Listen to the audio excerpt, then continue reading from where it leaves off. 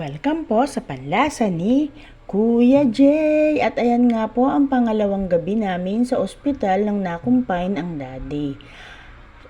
Ayan nga po, kinabukasan ay naghiling nga po siya ng kumain ng lugaw, tokwa baboy with itlog.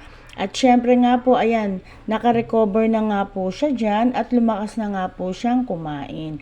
At binigyan ko rin po siya ng 10 pieces na ubas dahil nga po sabi ni doktor ay paunti-unti lang daw nga po ang kanyang pagkain. At ayan nga po, pagkatapos po niyang kumain ay binigyan ko po siya ng Milo at siopaw. Kanina naman po ay mamon. Siyempre nga po, pagkatapos nga po niyan, naghapunan na po kami.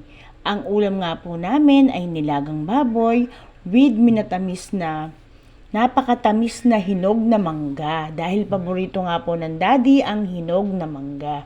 At ayan nga po yung kinabukasan na almusal ay ang gusto nga daw po niya ay putong puti, kutsinta at biko. Ayan lang po, maraming pong salamat.